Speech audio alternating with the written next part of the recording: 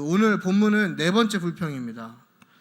그런데 좀 이 네 번째 불평은 기존에 있었던 세 번의 불평과는 조금 다른 것이 직접적으로 하나님의 뜻을 거스르는 사람들의 행위적인 죄가 포함이 되어 있다라는 거예요. 그래서 그 전까지는 말로 불평하고 말로 원망하는 것에서 그쳤다면, 오늘 우리가 함께 보시는 그 말씀은 네 번째 불평은 이스라엘 백성의 직접적인 죄의 행위가 있는, 하나님을 거역하는 행위가 있는 점에서 좀 우리가 이게 집중해서 볼 만한 본문인 것 같습니다. 계속해서 이스라엘이 실패를 합니다. 그 모습이 좀 낯설 만큼 계속해서 실패하는 것이죠. 계속해서 광야에서 진군하기 이전에 진영의 정결과 또 개인의 어떤 거룩함, 정결을 가지고 하나님께서 시키는 대로 잘 순종하면서 어떻게 보면 성공적으로 광야 진군을 마친 그 세대가 광야 진군이 시작되는 그 시점으로부터 오랜 시간을 간 것도 아니에요. 한 2년 동안 준비를 잘 했는데 한 사흘 길을 못 간 거죠. 3일 길이죠. 요즘 그 문해력 논란이 많이 있더라고요. 이제 사흘 길이라고 해서 4일이라고 생각하시는 분들 계시진 않겠죠. 제가 좀 많이 그 기사를 보고 당황했는데, 아무튼 사흘 길을 못 가서 갑자기 불평이 시작되는 거예요. 그러니까 2년 동안 준비한 시간이 마치 굉장히 비웃음을 받기라도 하듯이 굉장히 낯선 모습으로 지금 불평을 하고 있는 것입니다. 그 불평이 이제 잡족으로부터 시작한 거죠. 출애굽 당시에 이스라엘 백성을 따라 나온 잡족으로부터 시작된 만나에 대한 불평이 이제 민수기 전체에서 봤을 때는 나중에는 모세의 불평까지 이렇게 올라가게 됩니다. 그러니까 핵심 인물까지 이 불평 불만이 번지게 되는 그 어떤 흐름을 우리가 발견할 수 있게 되는데, 우리가 이런 것을 봤을 때 하나님께 잘 훈련받은 사람은 그래서 항상 깨어 있어야 된다라는 것을 우리가 또 한번 깨닫게 되는 것 같아요. 그러니까 정신을 똑바로 차려야 되는 것이죠. 그래서 우리가 아차하면 물에서 금방 휩쓸려 내려가지 않습니까? 그런 것처럼 우리의 신앙생활도 내가 잘하고 있다고 생각하지만 정신을 똑바로 차리지 않으면 이게 금방 미혹되고 넘어지고 그 결과 쉽게 이제 불평하고 결국 멸망의 길로 갈 수밖에 없다라는 것을 우리가 좀 이 말씀을 통해서 깨달을 수 있는 것이죠. 그러니까 우리는 불평에 대해서 큰 그 죄의식을 갖고 있지 않잖아요. 그냥 뭐 쉽게 할 수 있는 불평들, 불만들을 이야기하는 것을 그냥 죄라고 여기지 않을 만큼 우리는 당연시 여길 수 있는 부분이지만, 이 가나안에 들어가지 못하고 이스라엘 백성이 죽은 가장 큰 원인은 바로 불평 불만이었다라는 것을 우리가 깨달아야 됩니다. 그러니까 우리에게 맡겨진 사역 가운데 또 어떤 헌신 가운데 우리가 얼마나 불평 불만하고 있느냐, 이걸 물어볼 수 있는 거죠. 또 우리에게 주어진 가정 가운데 우리가 얼마나 불평 불만하고 있느냐, 나에게 정해주신 배우자에 대해서 얼마나 불평 불만하고 있는가, 나의 형제에 대해서, 자매에 대해서 얼마나 불평 불만하고 있는가, 때로는 내가 힘들게 들어간 직장에 대해서 얼마나 우리가 불평 불만하고 있느냐. 근데 이게 한순간에 이루어지는 과정이 아니라 아차하면 일어날 수 있는, 긴장하지 않으면 일어날 수밖에 없는 상황이라는 거죠. 그래서 신앙생활 이렇게 잘 하시는 분들 가운데 가끔 좀 죄송스러운 표현이지만 약간 미쳐버린 사람처럼 보이는 경우가 있어요. 막 어제까지는 뜨거웠다가 갑자기 오늘은 막 교회를 대적하고, 그죠? 막 트러블 메이커가 돼가지고 문제를 일으키고, 막 눈에 좀 속된 말로 쌍심지를 키고 막 뭐 쌈딱처럼 막 달려들고, 어제까지는 분명 은혜의 모습이었거든요. 근데 오늘은 갑자기 약간 정신이 나간 사람처럼 막 그렇게 행동하는 거예요. 충분히 우리 안에 있을 수 있는 일이죠. 경험하고 있는 일이고, 어제까지는 막 은혜로 잘 헌신하고 잘 섬겼는데 갑자기 하루 자고 일어나니까 약간 정신 나간 사람처럼 막 그걸 원망하고 뭐 그러지 않겠어요? 네. 우리 충분히 그럴 수 있다라는 것이죠. 그래서 우리가 이 정신을 똑바로 차려야 된다. 제 이스라엘이 그 모습을 지금 그대로 보여주고 있는 거라고 저는 보고 있습니다. 그래서 네 번째 불평이 이제 가나안 정탐에서 시작되는 불평인데, 가나안 정탐 이후에 그 이스라엘 백성들이 하나님을 원망하면서 애굽을 굉장히 그리워해요. 그 정탐 이후에 그 13장 그 이제 후반으로 가게 되면 그 정탐에 대한 것을 보고하면서 나를 그냥 애굽으로 인도해 주지, 아니면 내가 지금 다른 지도자를 세워서 애굽으로 돌아가길 원합니다라고 굉장한 불평을 하고 있거든요. 이미 하나님께 훈련을 잘 받았고 그 많은 기적들을 체험하고 있음에도 불구하고 그렇게 불평한단 말이죠. 그러니까 사실 그 불평은 예견된 거였어요. 우리가 또 이 주일학교에서 잘못 가르치는 것 중에 하나가 여리고의 정탐을 보내는, 가나안 땅의 정탐을 보내는 것이 하나님의 어떻게 보면 계획이라고 우리가 많이 알고 있는데, 사실 그것은 하나님의 뜻이 아니었죠. 신명기 1장 22절을 보시게 되면 사람들이 찾아와서 모세에게 그걸 요청합니다. 우리가 정탐을 가자. 근데 이게 하나님이 그걸 허락하신 게 아니에요. 모세가 그것을 허락하는 것이죠. 그러니까 이미 불신의 행위에서 시작된 것이 정탐이에요. 그러니까 하나님의 백성이 살 수 있는 방법은 하나님을 신뢰하고 하나님을 온전히 따라갈 때 살 수 있는 것인데, 이미 그 가나안 땅을 정탐하는 것 자체가 하나님을 향한 신뢰가 깨어져 버리고 불신에서 시작된 계획이었다, 이 얘기였죠. 당연히 그 결과가 불신의 결과로밖에 나올 수가 없는 겁니다. 그래서 그 가나안 땅에 대한 평가가 굉장히 부정적이죠. 처음엔 굉장히 좋게 얘기하죠. 열매도 좋고 사기 좋은 것 같아 보이는데 핵심은 그 다음에 있는 거죠. 그러나 그들은 너무 강하다. 그래서 우리가 거기에 들어가면 죽을 것이다. 이렇게 하면서 이제 불평을 하기 시작하는 거예요. 그래서 이 정탐꾼들의 불평이 결국에는 어디까지 파급적으로 이어지냐면 온 이스라엘 사람들을 불평으로 이끈 거예요. 그래서 계속해서 다 같이 불평하게 하고, 그 결과가 뭡니까? 두 가지 심판의 결과를 봤는데, 첫 번째가 1세대의 사람들이 광야에서 엎드려질 것이다. 그죠? 불평의 결과로 광야에서 죽게 될 것이고, 두 번째는 뭐냐면 40일 동안 정탐한 것에 대한 것을 하루를 1년으로 계산해서 너희가 40년 동안 광야를 돌게 될 것이다. 이 두 가지 벌을 받게 되는 거예요. 그러니까 만약에 그 정탐을 하지 않고, 만약에요, 우리가 생각해 봤을 때 이스라엘 백성이 하나님을 온전히 순종했다면 성경의 이야기가 바뀌었을 수도 있겠죠. 그렇지 않습니까? 한 일주일이면 걸어갈 길이기 때문에 일주일 안에 가나안 땅을 밟았다. 이렇게 우리가 또 상상적인 해석을 할 수 있는 부분 아니겠습니까? 근데 결국엔 이러한 불신으로 인해서 이스라엘이 40년이라는 시간을 광야에서 돌게 됐다는 거예요. 근데 당시 이스라엘 백성들이 상태가 매우 심각한데요. 그 마음이 얼마나 완약했냐면 가나안 땅을 주실 것과 여호와를 거역하지 말라고 하는 그 갈렙과 그 여호수아의 올바른 소리를 듣고 뭘 하냐면 이 갈렙과 여호수아를 돌로 쳐 죽이려고 한다라는 거죠. 그러니까 영적 상태가 굉장히 지금 심각한 거예요. 그러니까 우리가 이렇게 질문해 볼 수 있는 거예요. 과연 이러한 태도를 갖고 있는 사람들이 2년 동안 광야 진군을 위해서 그 정결 의식을 잘 감당한 사람들이 맞을까? 이렇게 질문할 수 있는 거죠. 과연 광야 진군을 철저하게 준비한 사람들의 모습이 이것인가? 이렇게 질문할 수 있는 거예요.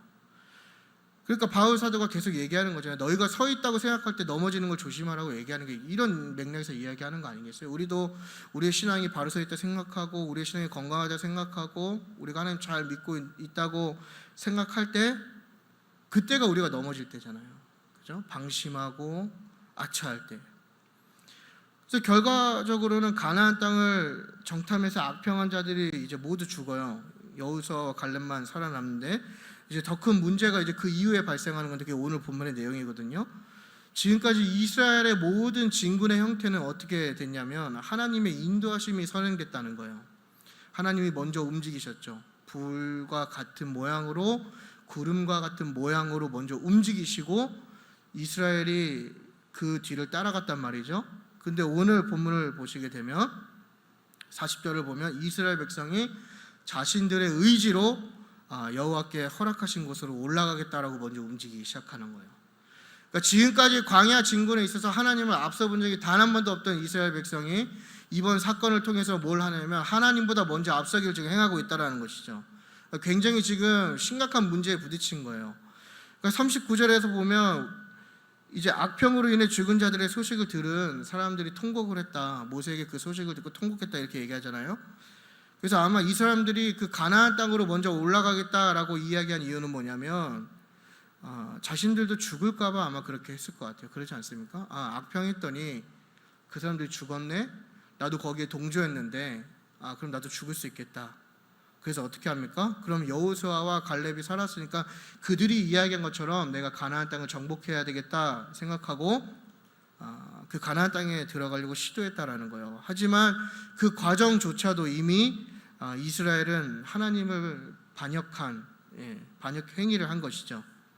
그래서 모세가 이 이스라엘 백성들의 행위를 여호와의 명령을 어기는 것으로 정의하고 너희들이 하는 일이 잘 될 일이 없다라고 얘기하고 그 이유가 왜 그러냐면 여호와께서 너희와 함께하지 않으시기 때문이다라고 분명하게 이야기를 하거든요. 근데 이 이스라엘 사람들이 그 산으로 올라가게 되는 것이죠.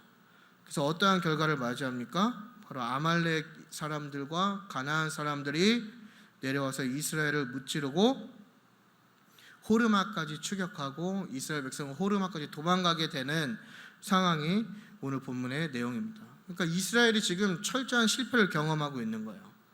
그러니까 호르마는 지리상으로는 남쪽에 위치한 브엘세바의 동쪽에 위치해 있지만 오늘 본문에서 이야기하는 호르마는 그 지형적인 호르마를 이야기하는 것뿐만 아니라 상징적인 의미를 가진 호르마를 지금 우리에게 이야기하고 있는 겁니다. 그래서 이 호르마 앞에 정관사 하가 붙어 있거든요. 히브리어 하가. 그러니까 이 하가 붙을 때는 이 호르마를 어떻게 해석할 수 있냐면 긍정적인 의미로는 은신처, 또 부정적인 의미로는 파괴, 금지 이렇게 해석을 할 수가 있습니다. 그러니까 이스라엘 백성이 그러니까 호르마까지 이르렀다라고 하는 것은 지형적으로 호르마로 이룬 것도 있지만 그 안에서 이 오늘 본문 말씀이 전하고자 하는 것은 이스라엘이 파괴되었다라는 것을 지금 우리에게 전달하고 있는 것이죠. 그러니까 이스라엘이 지금 철저한 실패를 지금 경험하고 있는 거예요. 그러니까 어떻게 보면 끝을 향해 가는 것이죠. 뭐 인생으로 비유하면 인생 막장. 여러분 뭐 막장 들어가 보시는지 모르겠어요. 우리 뭐 광부 세대가 아니니까. 근데 저는 그 옛날에 일 다닐 때 그 75m 제2 외곽순환 고속도로 공사하는 데에서 한번 땅굴을 제가 판 건 아니지만 들어가 본 적이 있거든요. 아찔해요. 그 앞에 콱 막혀 있는데 막 숨도 막히고 덥고 뭔가 막막한 그 상황에 놓인 것이죠. 하나님을 나름대로 믿는다 얘기하고 그 가나안을 정복하러 올라갔는데 철저하게 지금 실패하고 있는 거예요. 그래서 14장 45절에 등장하는 호르마까지 이르렀다의 호르마는 뭘 의미하냐면 패배의 호르마를 의미합니다. 그래서 지금 패배를 경험하고 있는 거예요. 이 호르마가 아무런 의미가 없는 사실 의미였죠. 그냥 아무런 의미가 없는 곳이었는데 지금 이스라엘의 반역으로 인해서 불평으로 인해서 실패의 장소가 된 거예요. 파괴되는 장소가 된 것이고 실패를 경험하는 장소가 된 것이고 동시에 하나님이 부재한 장소가 되어버린 것이고 결국에는 패배의 호르마로 지금 우리에게 이야기되고 있다는 것입니다. 그렇다면 우리가 이 말씀을 보면서 이렇게 질문할 수 있는 거예요. 우리도 호르마에 이른 것은 아니냐라는 것이죠. 우리의 신앙에서 우리가 지금 호르마에 이른 것은 아닌가 이렇게 질문할 수 있는 거예요. 하나님과의 관계에서 실패하지 않았는가?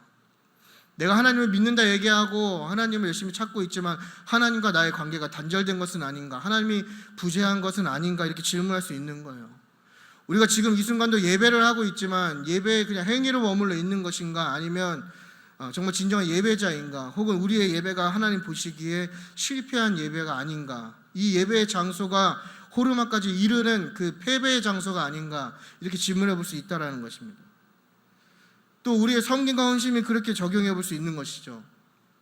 처음에는 나에게 맡겨진 그것을 가지고 감사한 마음을 가지고 열정을 가지고 정말 최선을 다해서 섬겼던 그 자리가 어느 순간 불평의 자리가 되고 불만의 자리가 되고 실패의 자리가 되고 패배의 자리가 되는 거예요. 그냥 마지못해서 하는 거죠. 그냥 뺏길까 봐. 또 교제의 실패가 있는 건 아닙니까? 우리 안에 어떤 교회 안에서 또 누군가를 아프게 하고 누군가를 실족시키고 그 안에서 우리가 해결할 수 없는 또 혹은 정말 무서운 이야기지만 우리의 지금 이 예배 가운데 우리가 예배를 시작하면서도 하나님을 구하고 하나님의 얼굴을 구했지만 하나님이 이곳에 부재한 이곳이 호르마가 된 것은 아닌지 우리가 생각해 볼 필요가 있다는 것이죠. 얼마나 끔찍한지 몰라요. 그러지 않습니까, 여러분? 다 지친 몸 이끌고 이 밤에 여기 오셨는데 여기에 하나님이 계시지 않는 거예요. 이곳이 실패의 호르마가 되어버린 것이죠. 또 우리의 삶의 계획에도 호르마에 이르를 수 있지 않습니까? 우리가 세웠던 계획들이 다 실패하고 또 내가 꿈꿨던 비전들이 다 파괴되고 이스라엘 백성들이 가나안인과 아말렉 사람들을 만난 것처럼 강한 저항으로 인해서 현실에서 부딪히고 깨지는 삶을 우리가 경험할 수도 있는 거잖아요. 또 우리가 말할 수 없는 다양한 이유로서 우리의 삶에 주어지는 그런 막막함을 우리가 경험할 수도 있는 것이고, 또 어떤 취업의 문제도 경험할 수 있는 것이고, 또 앞날에 대한 실패가 두려울 수도 있는 것이고, 또 우리가 계속해서 무언가 노력하고 시도하고 끊임없이 어떤 행위적인 것을 하고 있고 노력은 하고 있지만 반복적으로는 우리의 인생 가운데 주어지는 것은 패배와 실패와 파괴인 호르마가 주어질 수도 있다는 것이죠. 우리의 가정도 마찬가지 아닙니까? 저와 여러분의 가정이 호르마에 이르를 수도 있다는 거예요. 우리의 가정이 실패를 경험할 수 있다는 것이죠. 부부 관계의 파괴, 그죠? 부부 관계가 깨질 수도 있는 것이고, 또 자녀와 부모와의 관계가 파괴될 수도 있는 것이고, 가정이 파괴될 수도 있는 것이고, 또 그 가정의 경제가 실패하고 파괴될 수도 있는 것이고, 또 그 하나님 지으신 교회의 본래의 모습인 그 가정 가운데 하나님의 화목과 샬롬이 깨어져 버리는 파괴를 우리가 경험할 수도 있다는 거예요. 그 외에도 우리가 속한 모든 곳에서 어떤 개인적인 일들이나 여러분의 사업장이나 직장이나 그 외적인 모든 곳에서 우리는 계속해서 이 패배와 실패를 경험할 수 있다는 것입니다. 내가 느끼든 느끼지 않든 우리는 지금 내가 어쩌면 내 위치가 지금 이 호르마에 이르렀더라 하고 있는 그 말씀처럼 우리가 호르마에 있을 수도 있다는 거예요. 근데 오늘 본문은 뭐라고 얘기하냐면 이 호르마에 이르렀음에 대한 이유가 이스라엘의 불평과 불순종으로 인해서 이르게 된 것인데, 저는 오늘 설교에서 이것을 우리에게 적용할 때 우리의 삶에 일어나는 모든 일들을, 이런 호르마에 이르는 실패를 경험하는, 좌절을 경험하는 모든 일들을 우리의 죄 때문이라고 단정짓고 싶진 않아요. 물론 그 이유가 불순종일 수도 있겠죠. 하나님 보시기에 우리가 불순종한 삶을 살고 또 패역한 삶을 살았기 때문에, 또 반역하는 삶을 살았기 때문에 하나님께서 우리를 호르마를 경험하게 하실 수 있겠죠. 패배의 호르마를 주실 수도 있겠죠. 또 반대로는 우리를 연단하는 과정 속에서 호르마를 주실 수도 있는 거잖아요. 우리는 그걸 알 수 없어요. 알 수 없지만 분명한 것은 뭐냐면, 이 본문을 통해서 우리가 기억해야 할 것은 뭐냐면, 우리가 경험하고 있는 이 실패가 우리의 삶의 끝이 아니다라는 사실이죠. 그러니까 오늘 본문의 말씀이 14장 45절에서 끝나는 게 아니다라는 거예요. 이스라엘 백성이 호르마까지 이르렀더라 하고 말씀이 끝난 게 아니에요. 너희들의 앞날이, 너희들의 지금의 상태, 너희들이 지금 겪고 있는 그곳 호르마가 너희의 끝이야 이렇게 이야기하는 것이 아니라 그 이후에 어떠한 말씀이 이어집니까? 바로 15장의 말씀으로 이어지잖아요. 여러분, 우리의 실패는 하나님의 실패가 아닙니다. 동의하십니까? 우리의 실패는 하나님의 실패가 아니에요. 우리의 패배는 그냥 우리의 패배일 뿐이에요. 우리가 패배한다고 해서 하나님이 패배하신 게 아니다는 말이에요. 하나님은 여전히 동일하고 계시고, 하나님은 실패가 없으신 분이고, 하나님은 실수가 없으신 분이에요. 하나님 완전하신 분이에요. 하나님 승리하시는 분이라고요.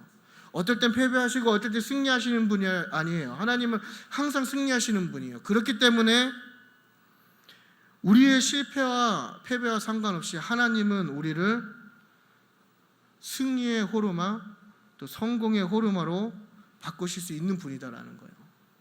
그러니까 14장에서 본문이 끝나지 않는 이유가 거기 있는 거거든요. 하나님은 그걸 바꾸실 수 있는 분이라는 거예요.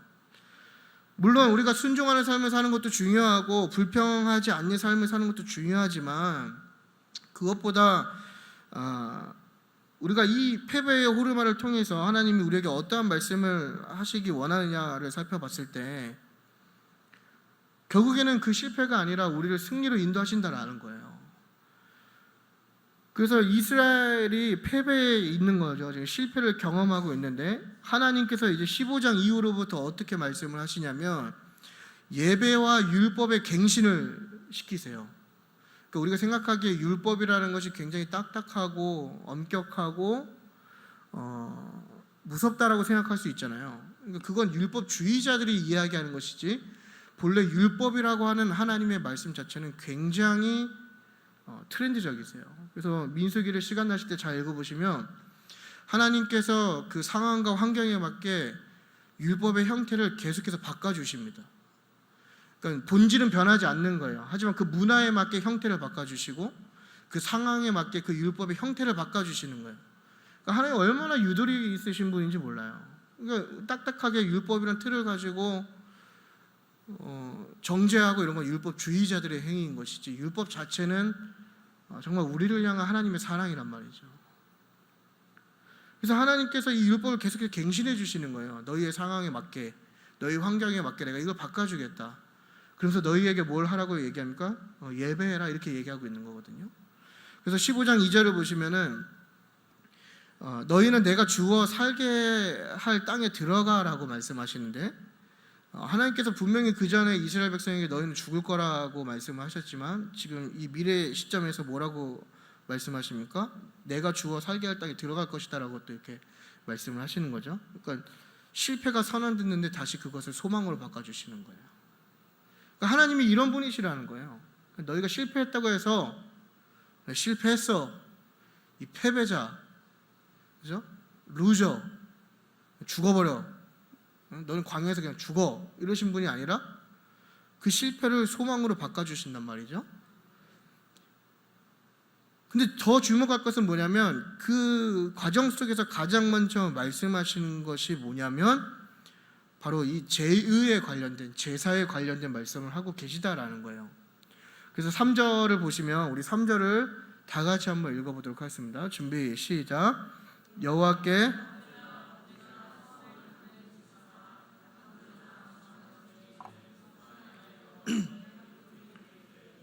아멘. 지금 3절에서 이야기하고 있는 화제, 번제, 그렇죠? 서원을 갚는 제사, 낙헌제, 또 절개 드리는 제사 이런 것도 다 뭐 얘기합니까?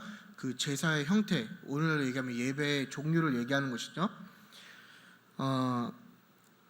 지금 하나님께서 그러한 제사를 말씀하신 이후에 마지막에 뭐라고 말씀하셨냐면 여호와께 향기롭게 드릴 때에 이 얘기는 뭐냐면 여호와를 만족시킬 때, 여호와를 기뻐할 때 이렇게 해석할 수 있거든요.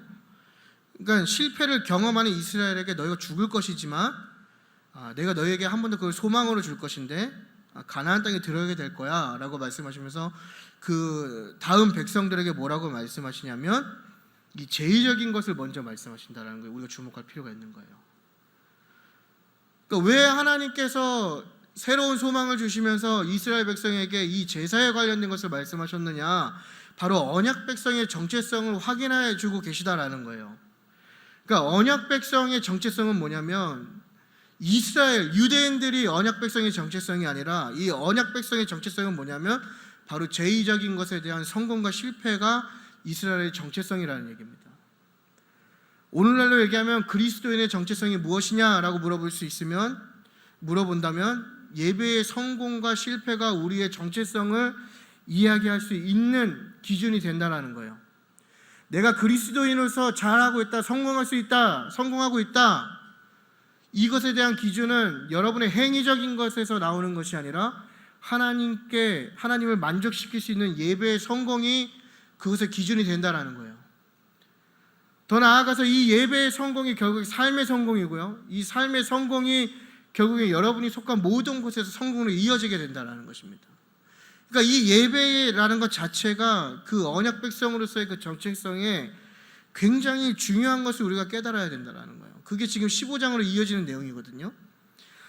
이 얘기는 뭐냐면 우리의 성공과 실패의 여부가 우리가 많은 것을 소유하고 많은 것을 이루었다고 해서 우리가 성공한 삶이 아니다라는 것을 지금 의미하는 거예요. 여러분이 뭐 좋은 차를 타고 좋은 집에 살고 뭐 사회적으로 높은 어떤 권위와 능력이 있다고 해서 그게 성공한 삶이 아니라는 거예요.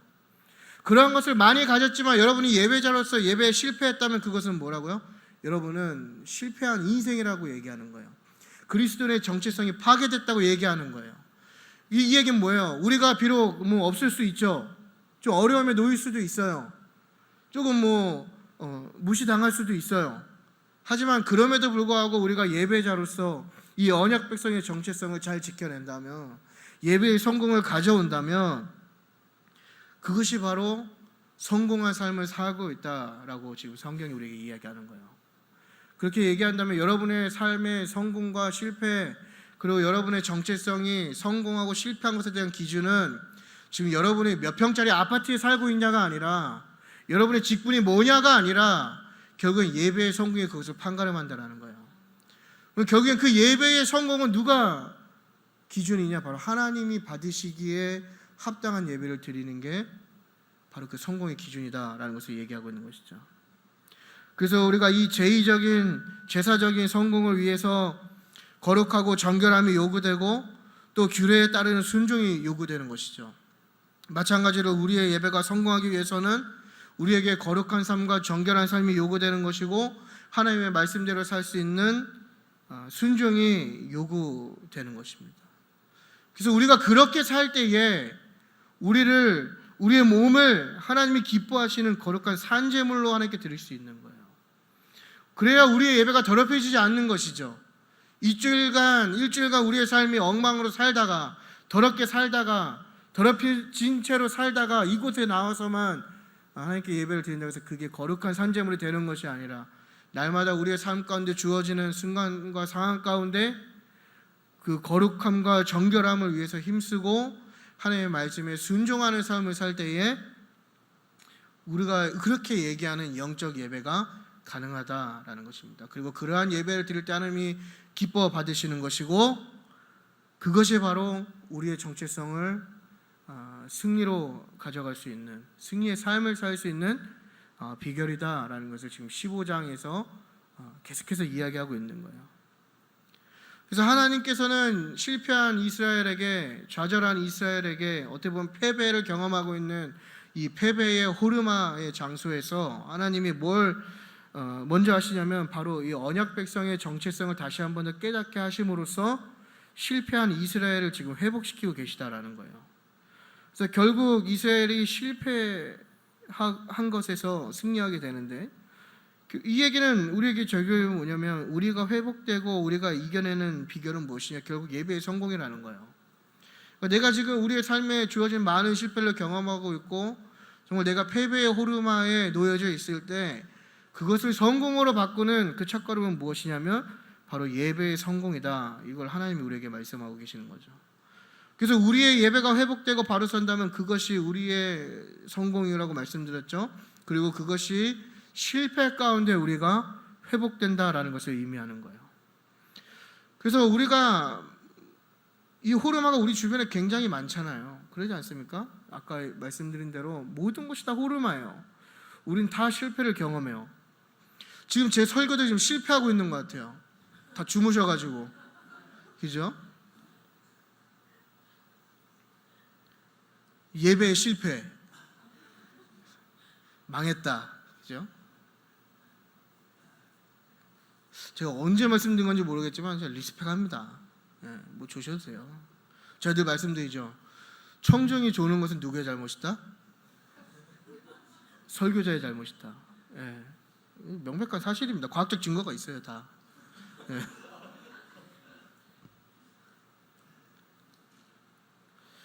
그래서 우리가 예배에 집중해야 되는 것입니다. 그 이유가 여기 있는 거예요.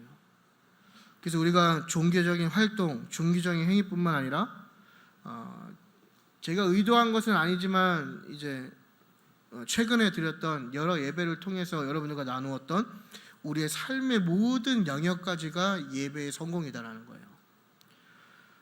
그래서 우리가 이 제사가 왜 중요하냐면 이 제사를 통해서 결국에는 안식이 이루어지는 거잖아요.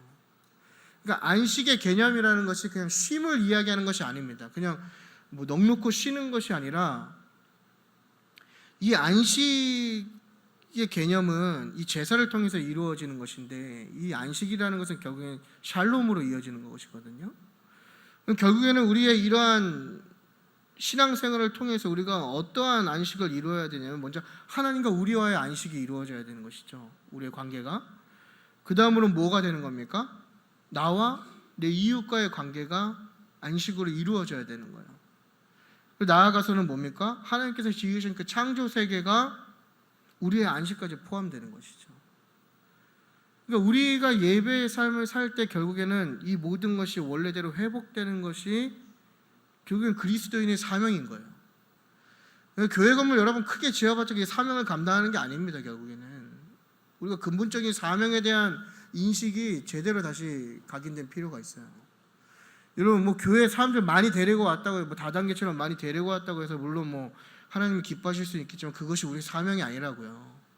우리의 사명은 뭐냐면 바로 이 안식을 회복하는 거예요. 이 샬롬을 회복하는 거예요. 이 샬롬이 어떻게 회복됩니까? 바로 예배를 통해서 회복된다는 거예요.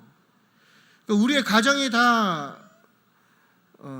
깨진 거잖아요. 샬롬이 없는 거예요. 안식이 없는 거예요. 근데 예배를 통해서 그 가정이 샬롬이 임하는 거예요. 다시 안식이 회복된다고요. 교회 안에서도 다툼과 여러 가지 분열이 많잖아요. 분쟁이 많고. 근데 그 가운데에 이 예배를 통해서, 진정한 예배를 통해서 바로 이 안식이 이루어지고 샬롬이 회복된다라는 것입니다. 그것이 하나님이 말씀하시는 예배의 성공의 여부라는 거예요. 여러분들이 사역하시는, 헌신하시는 그 구석구석에 여러 가지 불만과 불평과 의견의 대립이 있죠. 내가 진정한 예배자라면 여러분들이 속한 그곳이 안식이 회복돼야 되는 거예요. 샬롬이 임해야 되는 거예요. 우리 앞에서 헌신하는 예배팀도 마찬가지고요. 또 보이지 않는 곳에서 헌신하시는 주방팀까지 다 그 샬롬이 회복될 때 우리가 진정한 예배자라는 것을 우리가 깨달아야 되는 거예요. 그러니까 우리는 자꾸 이걸 자꾸 분리해서 생각하는 거예요. 제한적으로 생각하는 것이죠. 이 공간 안에서만, 이 킹스채플 안에서만 예배가 이루어지고 있다고 생각하는 거예요. 또 주일날 교회 안에서만, 또 뭐 수요일 7시 반이나 금요일 9시나 주일날 11시에만 예배가 이루어지고 있다고 생각하는 거예요. 하지만 하나님이 말씀하시는 건 뭡니까? 날마다 우리에게 주어지는 매 순간이 예배라고 말씀하시는 거예요. 그리고 그 예배가 회복될 때에 우리의 삶을 둘러싸고 있는 실패의 호르마로부터 회복이 있다라고 말씀하고 계신 겁니다. 물론 뭐 예배를 잘 드렸더니, 예수님 잘 믿었더니 뭐 복 받고 잘 된다 뭐 이런 거 얘기하고 싶은 건 아니에요. 그죠? 뭐 예수님 믿고 복 받고 잘 돼서 이 땅에 기름족을 받아야 되면 목사님들이 재벌돼야죠. 그러지 않습니까? 뭐 여러분들보다는 목회자들이 더 잘 믿을 거 아니에요, 그래도. 아니에요?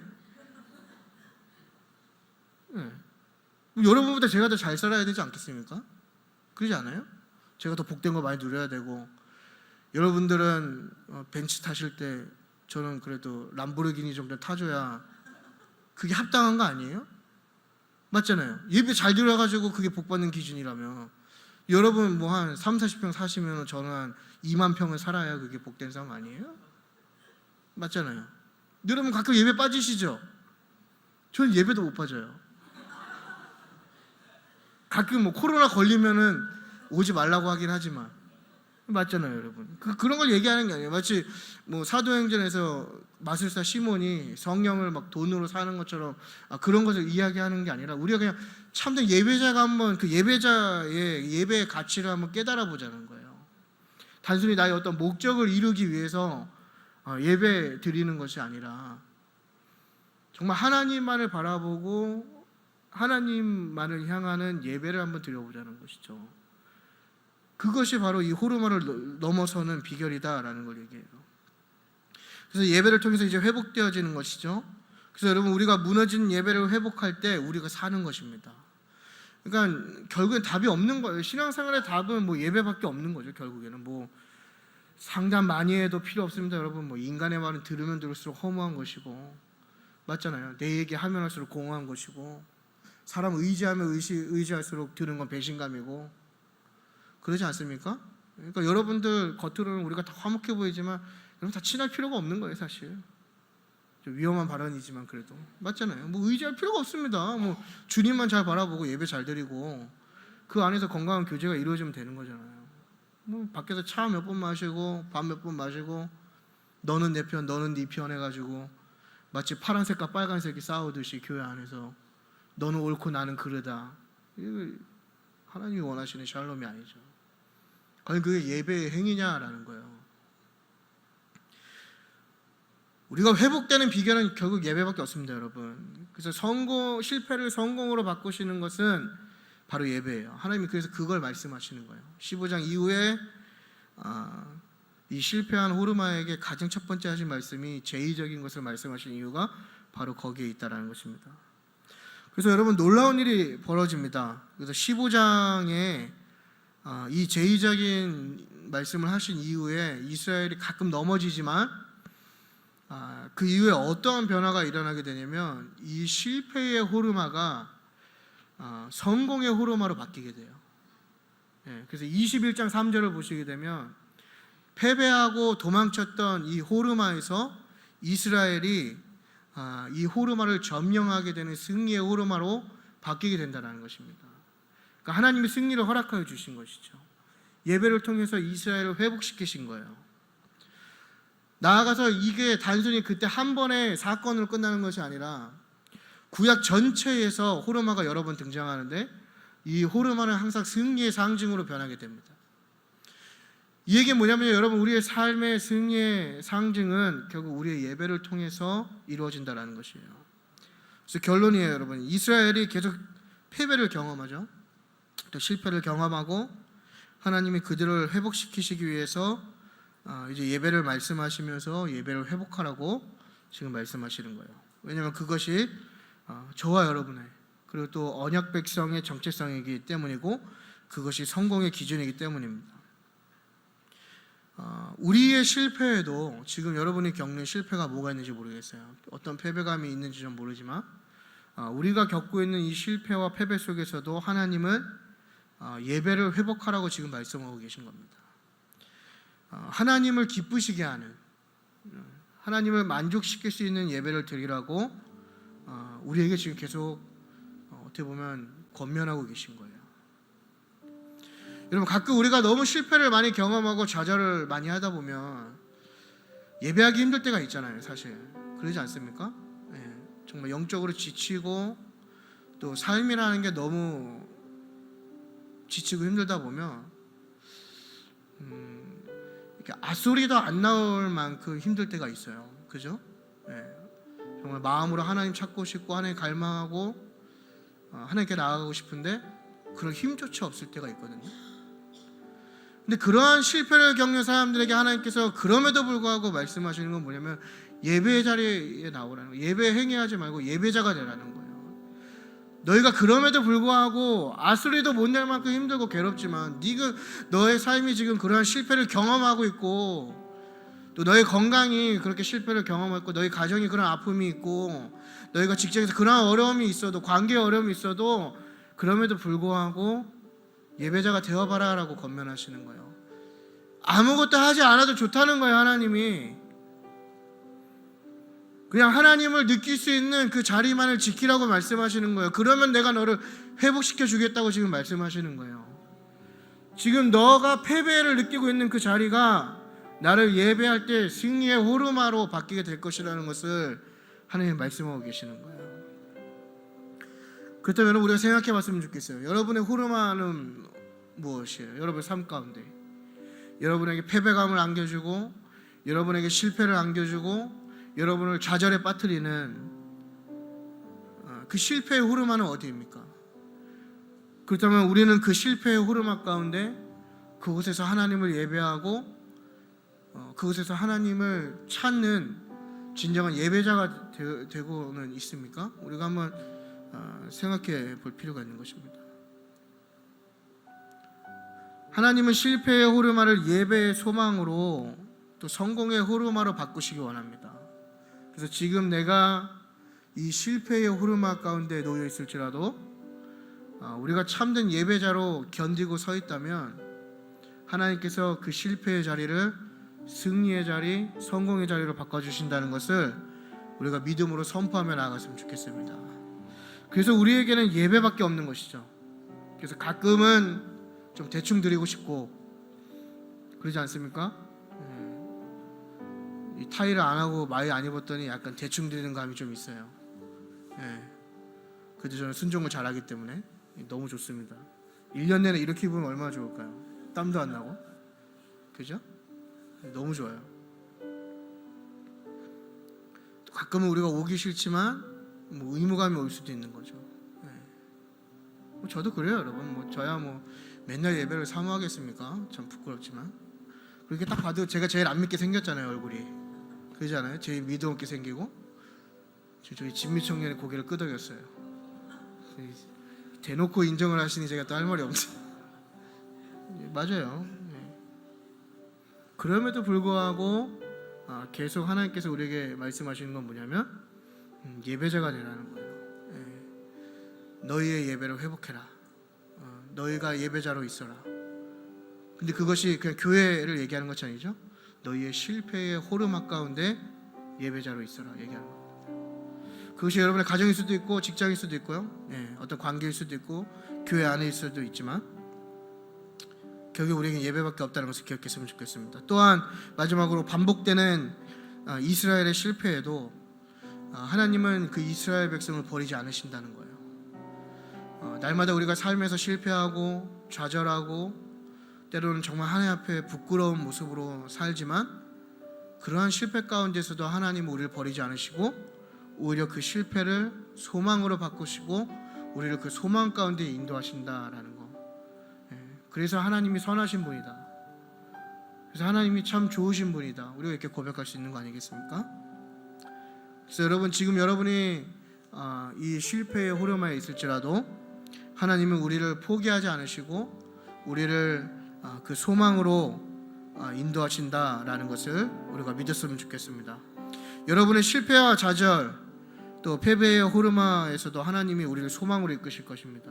이거 우리가 이 밤에 믿음으로 고백했으면 좋겠어요. 그래서 우리가 하나님을 찬양할 수 있는 것이죠.